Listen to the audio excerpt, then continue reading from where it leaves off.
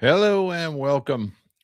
Tonight's live Q&A. This is for parents, student athletes. It's Tuesday. We're going to talk college baseball. A lot of great things happening in college baseball. I was just watching the Vanderbilt versus Evansville game. I have student athletes that are playing in both programs. In light of the fact that we have just completed the blizzard of 26 here in the Northeast.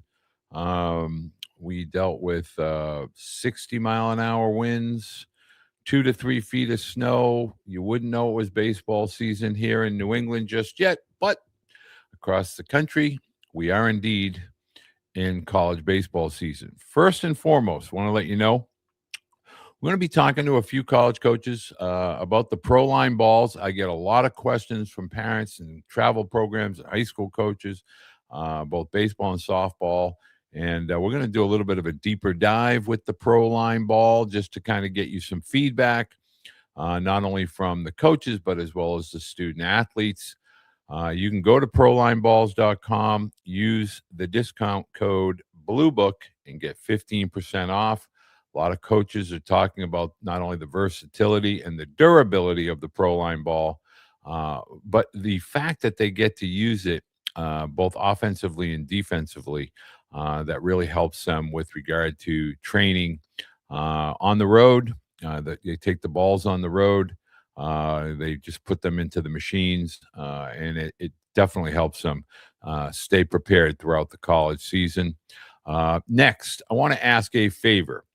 If you are watching this for the first time, whether you're watching live here this evening or you're watching recorded in the future, would love for you to do a couple of things. One, please go over to the YouTube channel. Really am trying to increase the engagement rate of all of our videos. My Tuesday evening videos tend to be an anchor because of the length. We may address that here tonight, but I would love for you to do a couple things. First and foremost, subscribe. That's free. Just want you to hit the subscribe button. Would love for you to share with a few of your baseball family and friends, regardless of where you are in the baseball world. Subscribe, hit that notification bell, and then last but not least, engage. Just whether you like the content, where you're watching from, questions you may have that you would like me to follow up on. I have a few of those that I will be doing this evening. Mike from last week, we're going to get to that. But creating engagement on YouTube will help build our community. It is something that is very near and dear to my heart, something I'm working extremely hard on.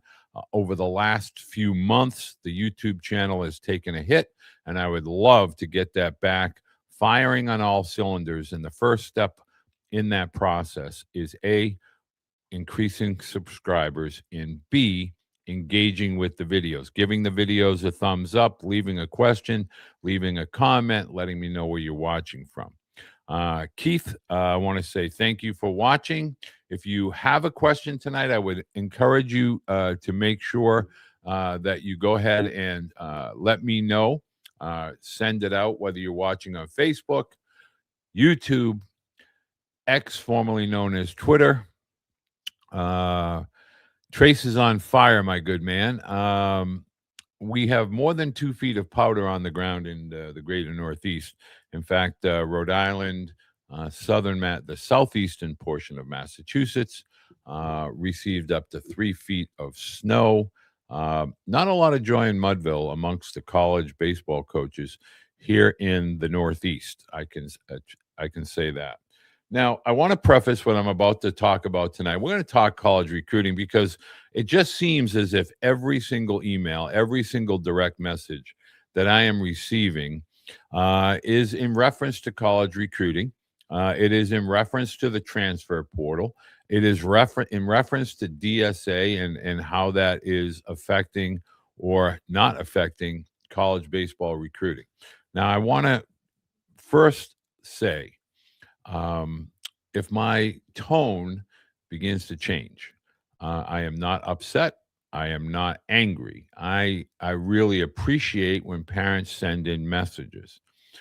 The only reason why I'm prefacing what I'm about to discuss here this evening is because there seems to be some misinformation.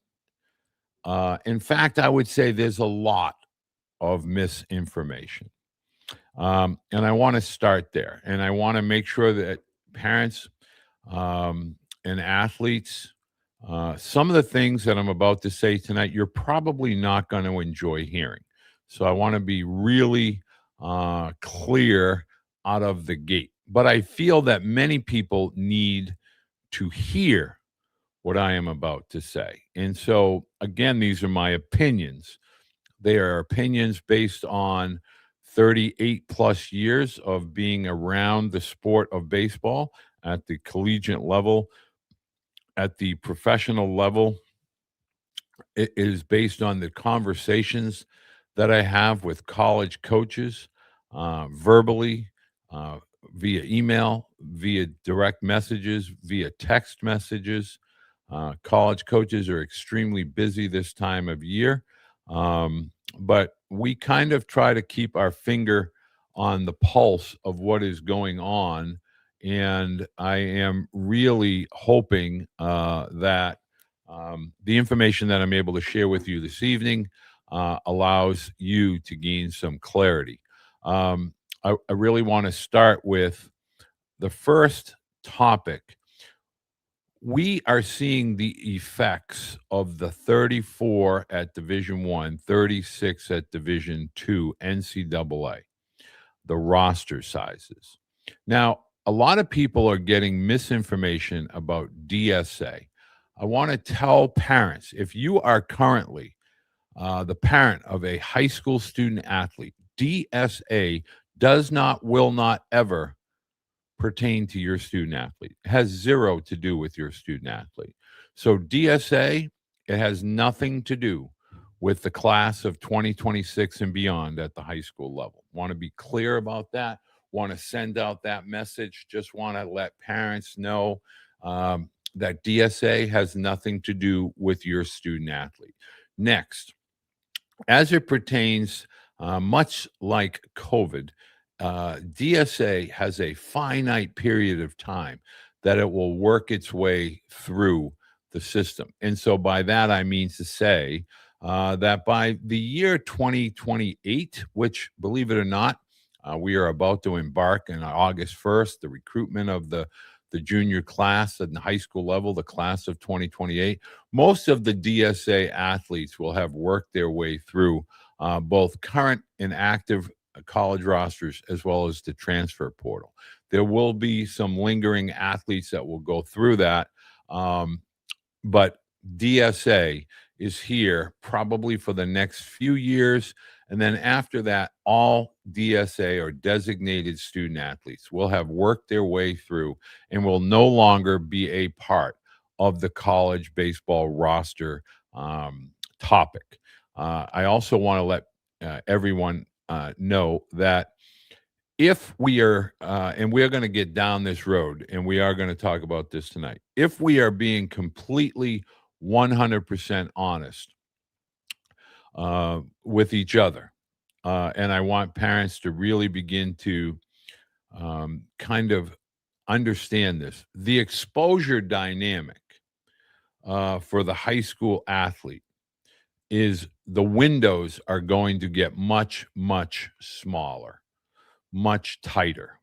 And so what I mean by that is there will not be the big roundup with regard to the showcases and the tournaments. College coaches from all levels and all divisions. Now, I can tell you I had a great conversation with a couple of pro scouts only because they were in a territory that happens to be a large NAIA presence, and B, it's kind of after the weekend series of some of the bigger conferences. The scouts will get into the NAIAs, and I've just been asking the common question from people that I respect within the industry that have their feet, eyes, ears on the ground. do you see a significant turn or change or evolution at the NAIA and JUCO levels? Unequivocally, 100% emphatic yes. So that tells me that the talent levels are really beginning to spread themselves out. And that is all in the name of opportunity, playing time at the college level. And that's really what this tonight conversation is all about. Again, I want to say thank you to those that have sent in their questions already. Thank you, Mr. Ivy from Texas. I'm sure it's a little warmer there than it is here in the great state of Massachusetts. First and foremost, parents need to understand one very, very common theme that has been almost week in and week out whenever I start my conversations, and that is the transfer portal is the place where college coaches begin and are aggressive with recruiting.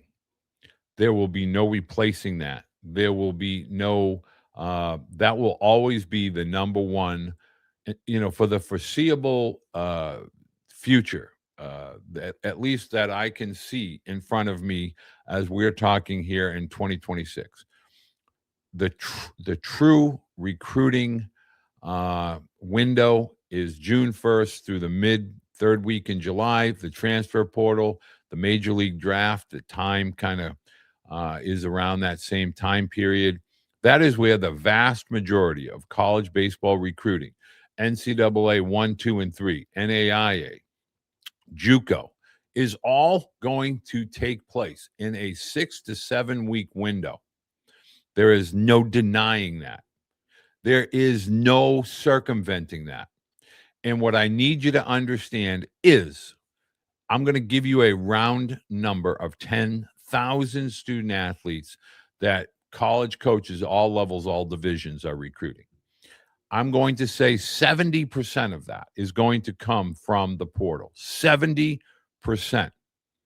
Now, let's talk candidly about baseball recruiting. I get this question week out, every single week. Walt, you keep talking about size. You keep talking about weight. You keep talking about, how can my athlete possibly compete and compare with a college student athlete?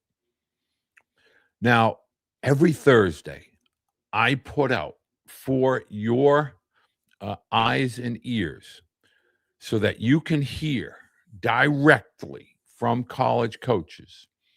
I have talked to military academies. I have talked to high-level academic colleges and universities. I have talked to Division I, Division III. I've talked to Division II. I've talked to NAIA coaches at great lengths. They have all, in some way, shape, or form, articulated clearly that in order to be on the same level, the same platform with regard to recruiting, you must be at least as strong, as fast as all of the athletes that are playing college athletics, meaning portal athletes. That's just the way it is. Now, on top of that, you must have the same skill. And here is where I at the risk of offending a few people, I will say this with respect, and I'm trying to get parents to hear the message without you wanting to shoot or send scathing emails and direct messages. And it's okay. A message is a message. But I need you to understand, parents of pitchers, your student athlete throws 89 to 91 or 92. I am sorry to report that that is not enough to get recruited and make sure that your student athlete is going to get innings as a freshman in college. Let me say that again. Your student athlete can be in that 88, 89 through 91, even 92 window. In college, NAIA, every level of college. That is that's standard operating velocity. And when I hear parents saying, my student athlete could pitch at, put the name of the school in, whatever school you want to put in, today, tomorrow, next week, it's setting up for heartache. There is a huge, huge difference between the strike zone in high school, the strike zone in in high school travel summer baseball, and college baseball. I am telling you right now that a college strike zone looks nothing like the high school or the travel ball strike zone. Next, the hitters in college. You can play at the highest possible level in your state. In Massachusetts, that's Division I. In Texas, that's 6A. In Louisiana, that's 5A. Florida, California, Georgia, Mississippi, anywhere. Just because a student athlete has velocity does not, will not guarantee success at the college level. If you cannot throw a plus secondary pitch in a plus count, meaning 3-1, 2-1, 2-0, 1-0, college baseball is going to punish young pitchers. The need now, more than ever, to be able to throw within the 4 quadrants of the strike zone is a must-have tool. And the sooner that you come to that conclusion, the better. Next, high school hitters. You're hitting at 175 or 185. You're hitting home runs. That's great. You need to add perspective. This is not meant to dampen, diminish accomplishments. This is just meant to get you to understand. An 18 to 19-year-old cannot compare, should not compare to a 21 to 25-year-old college student athlete. Now, I want to make sure that you understand when I'm saying that a 34-man roster at Division I or a 36-man roster in Division II, I'm starting with those 2 divisions this evening, is going to be filled to the brim with older, mature, experienced student athletes. And the reason for that is simple. The college coaches are going to put the best prepared, the best skilled, those athletes that give their programs the best opportunities to win. So I want to make sure that when you hear me, because for some reason, parents are being told 2 things that are not accurate. 1, JUCO baseball, JUCO athletics count towards your college eligibility. Anyone that is telling you differently is not telling you the truth. If you choose to do a JUCO year or 2, or in some cases 3, with 2 athletic years of eligibility used, as of today, you will have 2 additional years of eligibility. These are facts. These are not my opinions. Next, will there be a 5th year? I have stated clearly, I believe that can has been kicked to 2028. I have stated emphatically why I feel. I don't believe it is a coincidence that the collective bargaining agreement is going to really be a really hot topic in 2027. 2026, after the completion of the 26th season, and all of the changes would be implemented in 2028. And therefore, the eligibility, everything will kind of click together. Now, I say this. I wrote a book in 2023 called The Shift. And I'm not trying to be I'm not trying to be a braggart. I'm simply trying to tell you that things that I wrote in that book not only have come to fruition, but have been implemented and are about to be implemented. And the things that I'm doing, the information I'm trying to provide to you as parents, it does not help. I don't have any children that are this age any longer. I don't have any axes to grind. What I try to get parents to understand, and more importantly, student athletes to understand, is this: your life, your journey, your experience. That's simple. But would you rather have a process that might take you in a non-linear way and kind of steer you through the construction and some of the roadblocks ahead?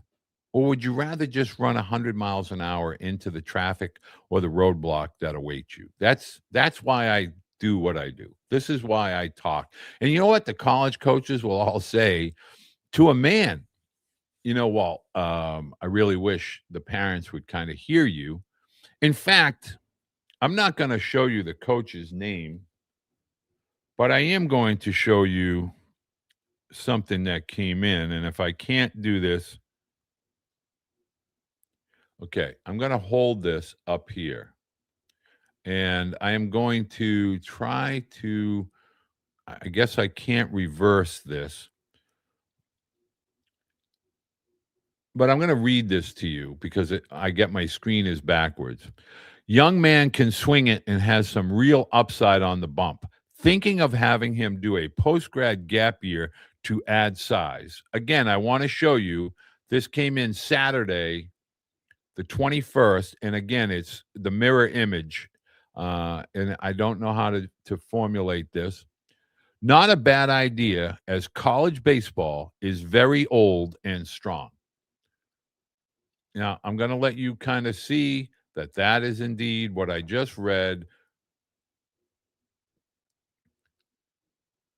I guess. Let me see if I want to get this. Let me see if I can try to do this. I don't think I can. I don't know if I can mirror this. I'll figure it out, but that's what it says. You'll have to take my word for it. If you can read backwards, not a bad idea, as college baseball is very old and strong. Now, I only bring this up not to add kudos, but to tell parents, why are we resisting and why are we fighting? I'm not telling parents to reclassify their student athletes. I'm not telling all parents that they need to do a post-grad or a gap year.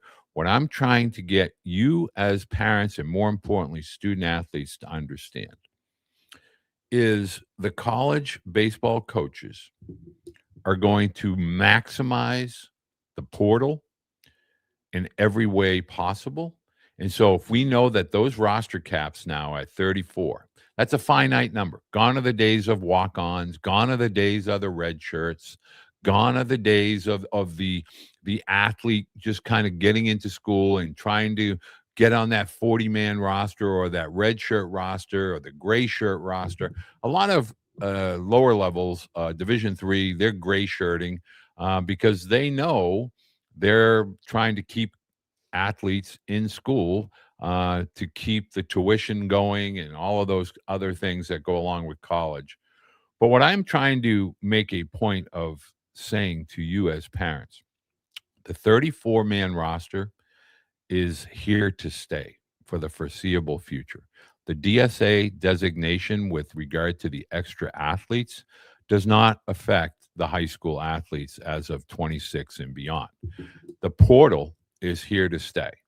Name, image, and likeness with regard to athletes being compensated will reward the exceptionally skilled incoming pitchers and elite high school hitters that are predominantly left-hand hitters, as well as compensate and reward those student athletes who have a resume within the world of college baseball. Those are foundational pieces and pillars within college athletics. You can see college football quarterbacks, they're trying to get extra years of eligibility. Some have been successful, others have not. And so, why is this important? You need to make a decision as parents and student athletes. A, are academics a bigger part of your college experience? I believe they should be. I understand where some parents do not feel the same. That's not my decision. That is yours as a family with regard to academics. Next, uh, with regard to your preparation to becoming a college student athlete, the college coaches have spoken. They have spoken loud and they have spoken clearly.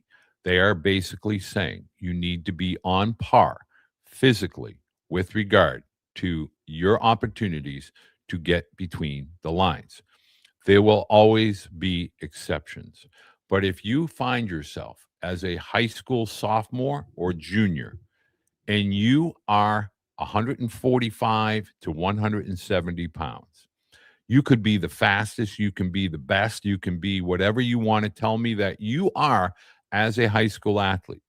But as it pertains to college, you are going to have obstacles and hurdles that are in your path. They are not going to be moved because you want them to be moved. The next piece of this puzzle, exposure. What does exposure mean in today's world of college recruiting? It does not mean what it used to be. All of these showcases and again, if we go back as just prior to COVID, the underclassmen, there were a handful of events that college coaches would attend, and they would begin to evaluate the younger high school class. Now, more than ever, college coaches rely on talent evaluators that they trust. Talent evaluators. That is a big, big, huge valley between what it used to be like and what the reality is today. The days of evaluating eighth graders, ninth graders, and 10th graders, gone. When a rising junior is out on a proverbial circuit, they are basically in there looking to see where and who they are competing against. And if they don't feel that they are competing against similar caliber competition to high school athletes, then they really don't have anything to evaluate from. My point of saying that to you is this: you need to play against older student athletes. You need to do it sooner rather than later. If you're still going to be stuck in the 16U and 17U models, and you as a student athlete and or parent of a student athlete choose to just stay on the yellow brick road that was once paved with golden bricks, you're going to be led to the man behind the curtain that tells you you're just not ready. You, as student athletes, at 14, you need to be playing against 17-year-olders. Anybody that tells you you're going to get hurt or you're risking injury is lying. That's a business decision. If you're not trying to compete with and against older athletes, bigger, stronger, faster, better, skilled athletes, you're not going to get better. You need to swim in the pool where the lifeguards are actually there watching over the pool of 24 to 18-year-olders. So my point to you is, if you're 16 or 17 and you're not playing against 18 to 21-year-olders, where can you do that? You can do that American Legion. There's going to be travel baseball that's going to allow that to happen. very, very soon, where you're going to have rising high school juniors competing against rising college sophomores. And the sooner that you begin to look into those types of opportunities, the better prepared you'll be. These are the realities. This isn't just my opinion. This is the world that is now upon us. And it's kind of going back to a period of time where the high school sophomores competing with the college freshmen. I did it. Many, many athletes have done it.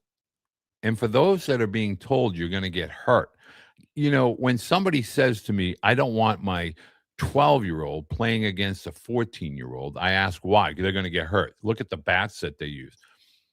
Okay, so at some point you begin to understand, like, okay, in high school, when your student athlete is a freshman and you think they're good enough to be a JV or varsity player, but you don't want them competing against the older, stronger kids, what you're basically saying is college baseball is not in your future, is not in your student athlete's future. This is going to upset and piss a lot of people off. You can't imagine the amount of people that will write to me and say, you're setting up a lot of student athletes to get hurt. Well, how am I doing that? Well, how can you ask a 16-year-old to possibly compete with a 20-year-old? How is that different than the 20-year-old competing against the 24-year-old? It's happening every day in college baseball right now. At what point are you going to prepare your student athlete for what is ultimately going to await them? Because when they get to high school and they start to figure out as a 15 or 16-year-old that they're actually competing against 18 and 19-year-olds that are juniors and seniors, what's the difference? When do you want them to start?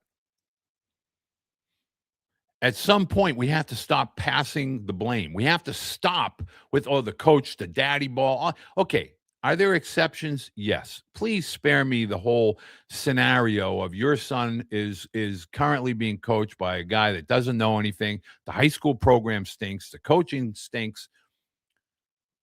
This is something that occurs in life. There's always there's always a hurdle. There's always an obstacle. You either have to figure out how to get around it, underneath it, over it, beyond it, or you're just going to be stuck in front of that obstacle and it's not going to take you anywhere.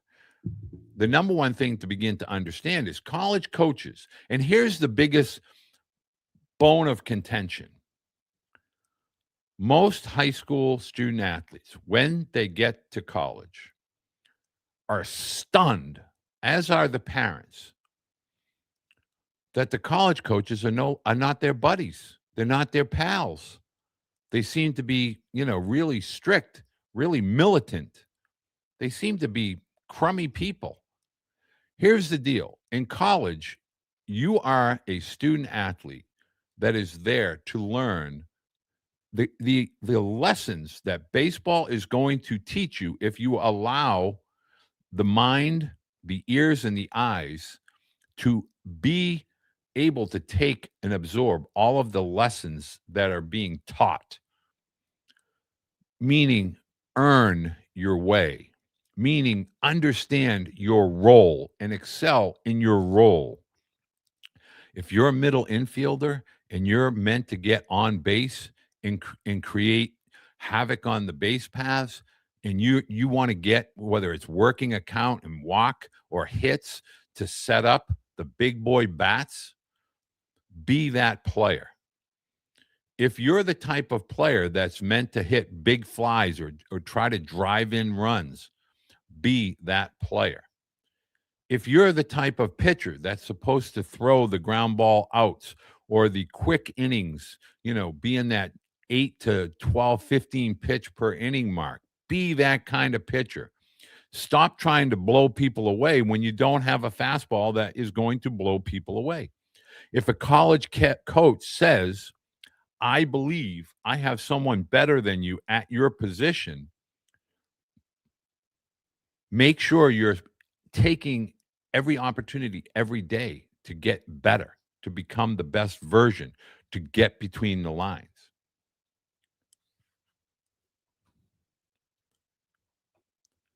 the questions. In what order do you feel college coaches will recruit portal, JUCO, prep, post grad, high school? Jeff, this comes from Jeff in Texas.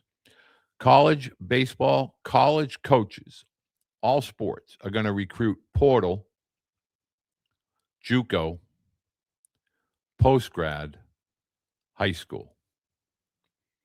That's just a reality. That's a fact. Every single coach, every single level, every single division. Well, I'm looking at the portal first,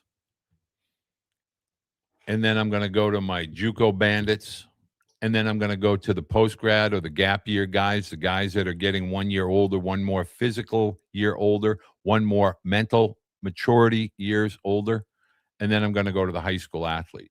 Now, while you may think of this as penalizing the high school athlete, the reality is this is the way college athletics used to be, with the exception of the portal, but the portal was always a part of it. College baseball always recruited the stronger, better athlete. And they brought in the athletes that they could develop that had the high ceiling and the low floor and the high floor, meaning their floor meant that they were going to be maybe a back of the order type of hitter. Their ceiling was maybe they could be a top of the lineup type of guy based on foot speed. But they're always going to be portal, JUCO, post grad, or gap year athletes, and then the high school athlete. If your student athlete is graduating at 18 and turning 19, it's just a reality that is a tough place to be in for the foreseeable future. There's no way around it. Now, how can you change that? You can change that by getting physically prepared earlier. Now, I've had boys on here that are now sophomores in high school, and I've interviewed the parents, I've interviewed the athletes. I've had athletes that were told that they would never play at the Division I level. I've had them join us with their parents, and they have ultimately succeeded because they did not lose sight of what was important to them, which was strength and skill. Strength leads to size. Skill will always benefit from strength. So if a sophomore in high school that is 5'10, 5'11 can get to 192 or can get to 175 on the brink of 180 as a sophomore in high school, and you're a junior or senior and you're in the 165 to 175 window, again, you may have the greatest skill known to man, but you won't have the durability. Nobody's picking on you. Nobody's trying to find ways to circumvent you. The high school student athlete has to prepare differently. That's the point of this message. We have a 34-man roster at Division I. We have a 36-man roster at Division II. Those things are not changing. There are no more red shirts. Now, Division II, there is a loophole. There is less. You can play up to 10 games and still retain your graduating. You can get that extra year of eligibility. Division II has that caveat. Division I does not. And so we need to prepare as adults. We need to prepare earlier in our process. We need to prepare by not only the strength, the nutrition, the meal prep. We have to play against older, experienced student athletes at a much younger age. For me, that starts at 13. Right? Once you get beyond Little League and you're getting to 13, you need to surround yourself with 13, 14, and 15-year-olds. You can argue with me all you want. Nobody's going to get hurt. They've been doing it for decades, and nobody got hurt. When you're at that 15-year-old level, you need to be competing against 17, 18, and 19-year-olds. Again, it's been going on for decades. What was different was the travel ball world created this mindset of, we can just stay in our little bubbles of 13U and 14U. That's a business model. It's not a development model. It never was a developmental model. It will never be a developmental model. You want to stay there? Great. But here's the news flash. You're going to wake up one day at 17 or 18 years old, and you're going to look at your student athlete and go, what happened? Well, this is why we have these discussions. You're either going to be big enough, strong enough, skilled enough in order to compete with those boys at the high school. Look around the high school levels, by the way. A lot of sophomores and juniors not making varsity. Why? Because a lot of athletes have reclassified. A lot of athletes are basically getting to the point where they're saying, I'm going to be 19 turning 20 while I am a freshman in college.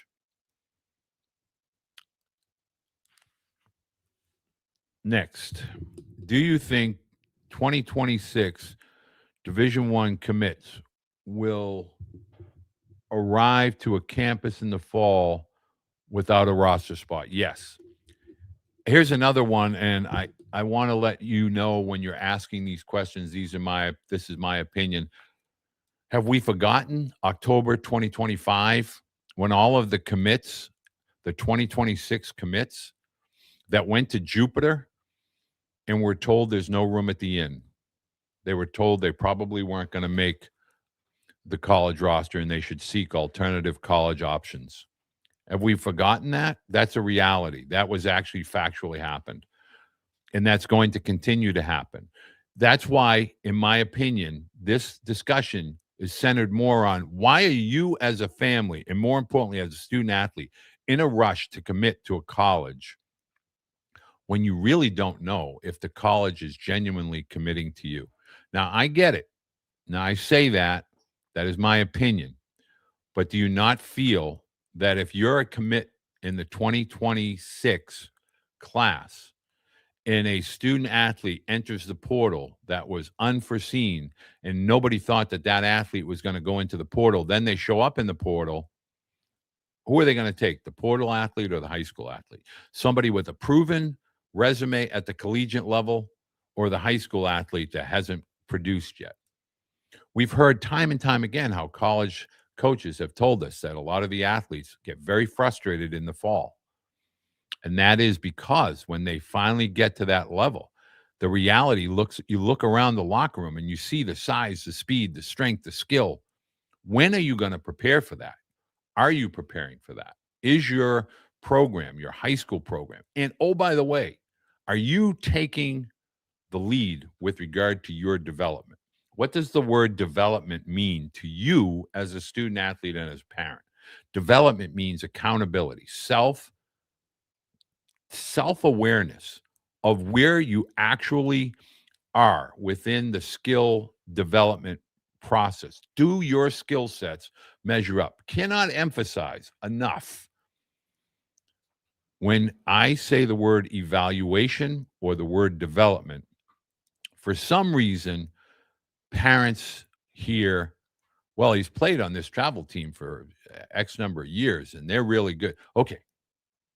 Do you know for a fact, have other people given you their professional opinion? A former college coach, a former college athlete, a former major league player, former minor league player, minor league coach, major league coach. Have they given you their feedback with regard to your student athlete's skill set, where they need work and what they need to build on? What skills are a positive or a plus and what they need work on?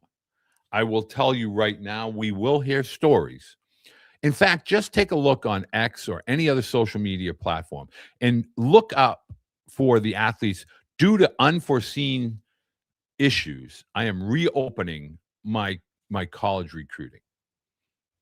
Do you think anybody's doing that because they want to do that at this stage as a high school senior? No. This is college coaches getting out in front and basically saying, based on your evolvement and your skill set, at this time, we don't think it's going to be a good fit. Now, they can say it in a numerous amount of different ways. But for the most part, they're basically saying right now, we feel we'll have better options in the portal and with regard to JUCO. JUCO is loaded with talent. And for those parents and those student athletes that think you are going as a freshman to walk into or walk onto an NAIA or JUCO program at any place in the country as a freshman and be an active participant based on your high school or your travel ball, that's not going to happen. The NAIA and the JUCO levels, NCAA Division III, Endicott, Salve. I'm just talking about in my greater Middlebury. Do you know where Middlebury is? Middlebury is in Vermont. They have 3 pitchers that throw 91 to 94. Middlebury College, Tufts University, Bates, Bowdoin, Amherst.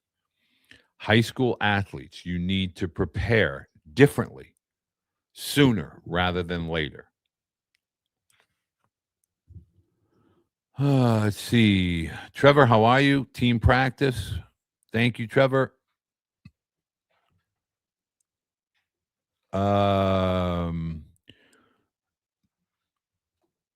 Let's see here. What would you have a current 8th grade or 14-year-old work on to get ready for high school? Okay, this is a common question. And I'm just looking. Okay.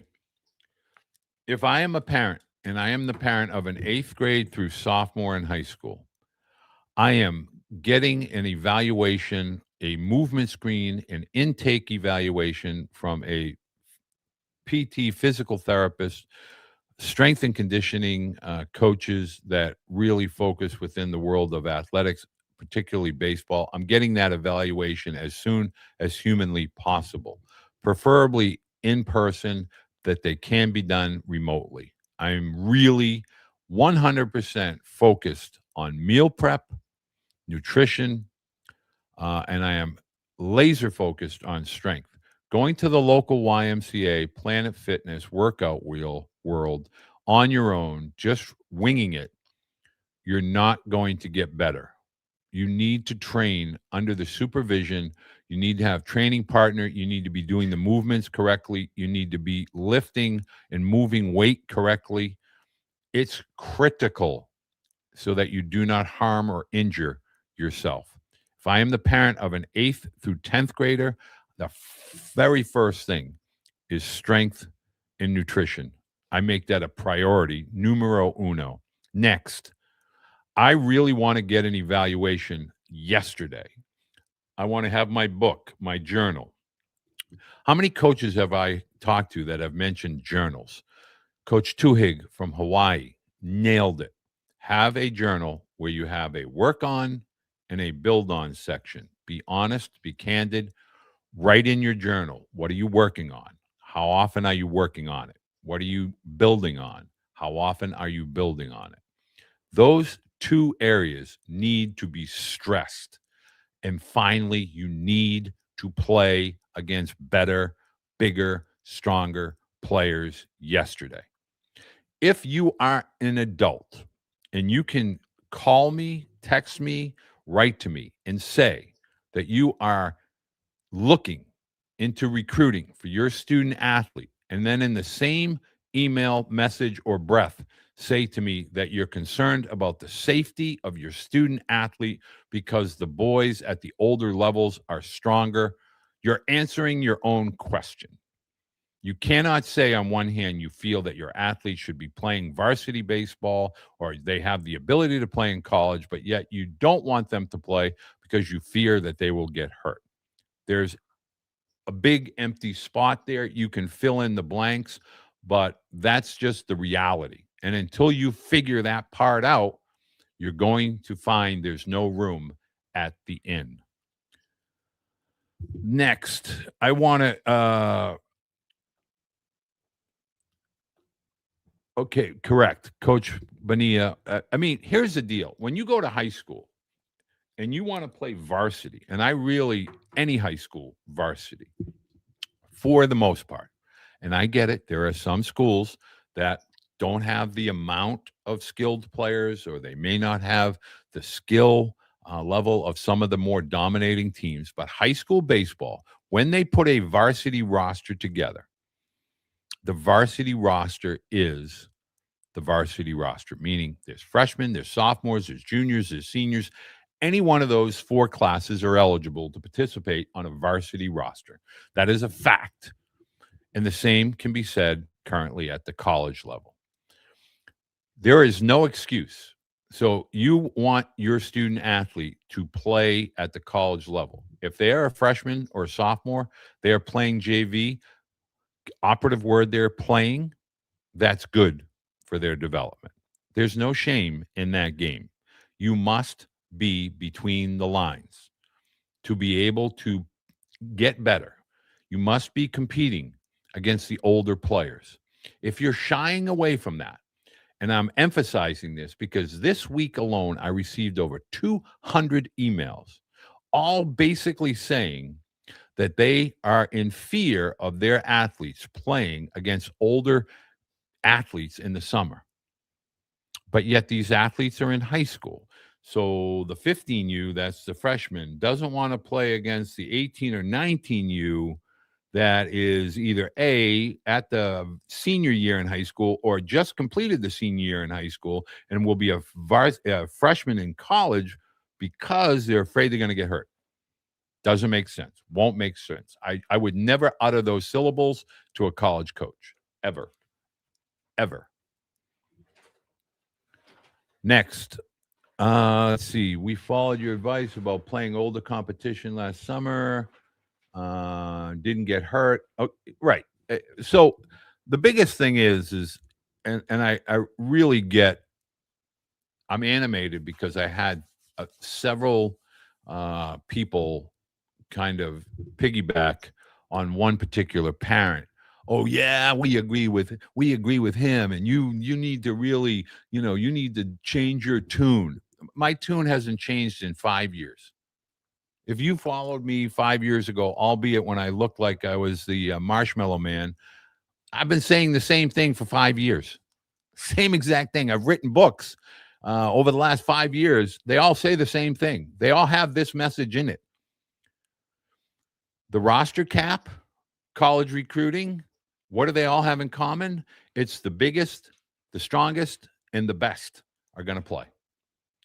And when I say biggest, if you're a student athlete, there's a young man at Holy Cross. He was the Patriot League Player of the Year as a junior. He's 5'9" and he's 205 pounds. He did a post-grad year at Phillips Andover.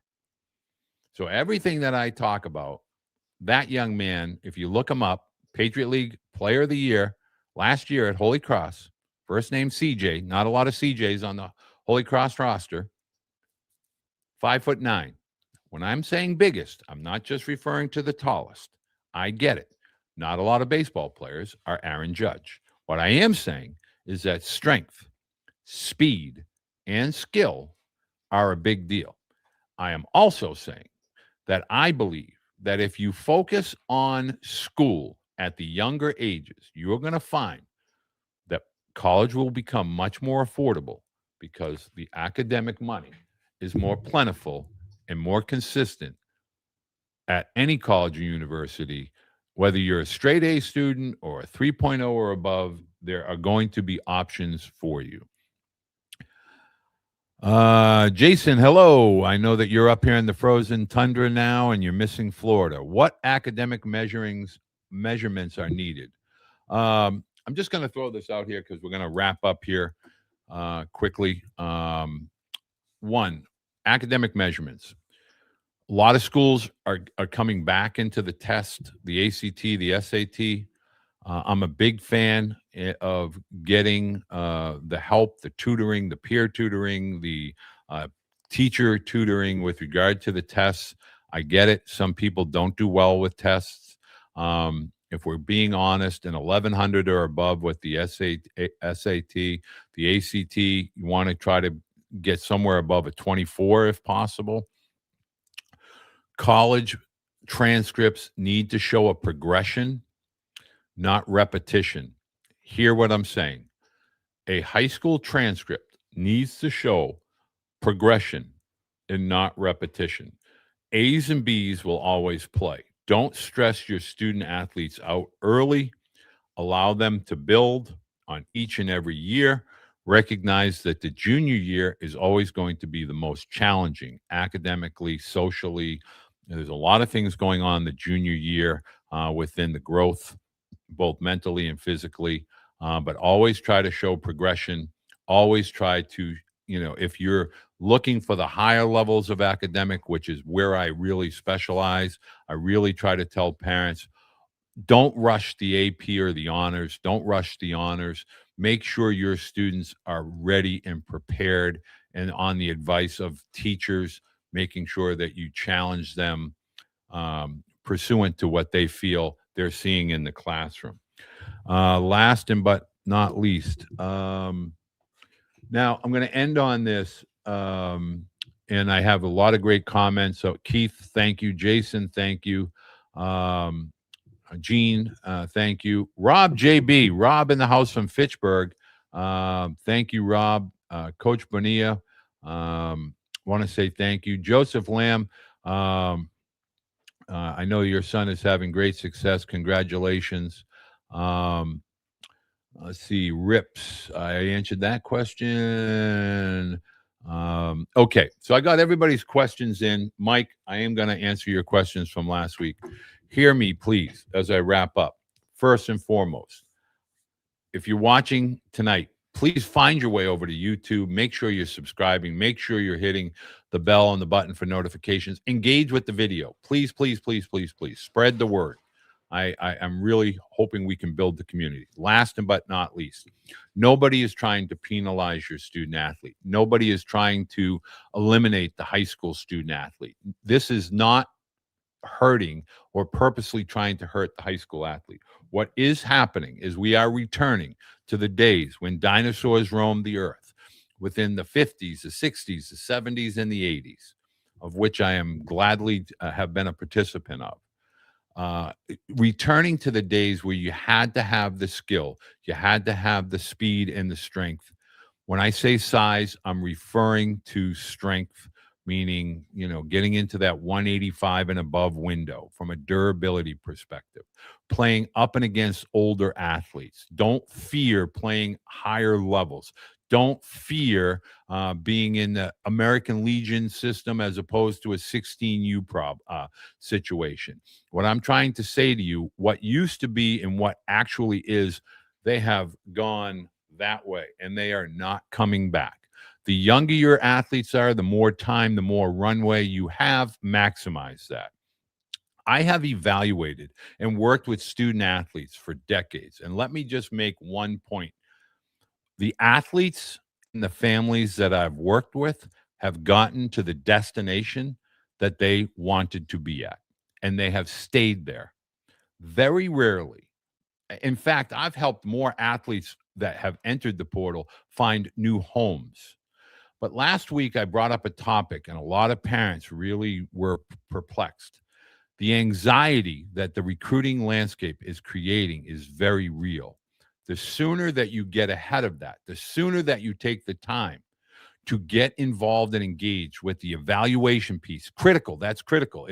That is not up for discussion. That is a foundational piece. And the sooner you create a game plan based on that evaluation, and the sooner that you take and really plan from the academic, the athletic, and the geographic perspective with regard to college, the better your transition will be as a student athlete and as a family. I want to say thank you to everybody that took the time to watch. Please share this video. If you can share if you think tonight's video was a strong video, share it on your social media. Share it with your baseball families. I'm going to be doing a webinar tomorrow with folks in Canada. I offer those types of situations for not only travels, but also high school programs as well, to answer parents directly, to be able to answer direct the questions that you have. Thank you for joining me, and I look forward to next Tuesday. And this Thursday, please be sure and join and watch our Coaches Corner, Corvive College Coaches Corner. Listen to what the college coaches are saying and take actions accordingly.